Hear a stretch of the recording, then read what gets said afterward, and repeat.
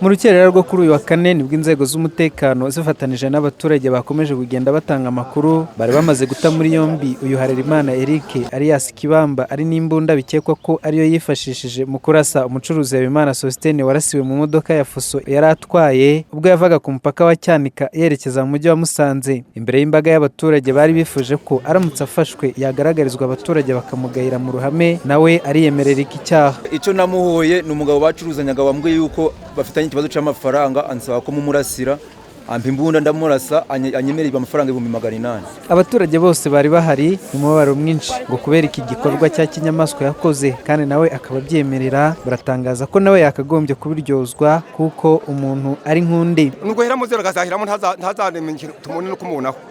Nanjye nk'icyifuzo cyane cyo namwifuriza urwo yifurije mugenzi we nanjye nirwo namwifuriza. Habumuremyi Alphonse bivuga ko ari we watumye uyu Harerimana Eric alias Kibamba kwicanya kwigendera yarangiza akazama 800 yavuze ko yabitewe nuko hari ibyo batumvikanyeho mu bucuruzi bwabo bari basangiye birimo amafaranga agera kuri miliyoni 3. Umwe yitwa Habimana Sostene undi akitwa Maniro Innocent tuza dukorana imibare barandya none nigira umugambi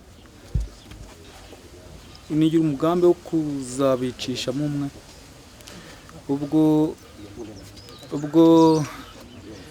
ubwo nafashemo Sostene twari twakoranye imibare yananiranye banze kunsubiza ayo nini mfitemo nuko ku tariki ya 15 ubwo niho umugabo Sostene yiririje umugabo Maniro Innocent we kaba yari Uganda nuko ubwo telefone no mugabo twari turi kumwe nuko arabatega amurasa. Umuvugizi wa polisi akaba ashinzwe n'ubugenzacyaha mu ntara y'Amajyaruguru Superintendent Francis Gahima akaba yongeye gusaba abaturage gutangira amakuru ku gihe kuko inzego z'umutekano ntacyo zageraho abaturage batabigizemo uruhare. Aha ariko ngo iperereza rikaba rigikomeje mu rwego kumenya aho iyi mbunda yakoreshejwe muri ubu bwicanyi yaba yaraturutse.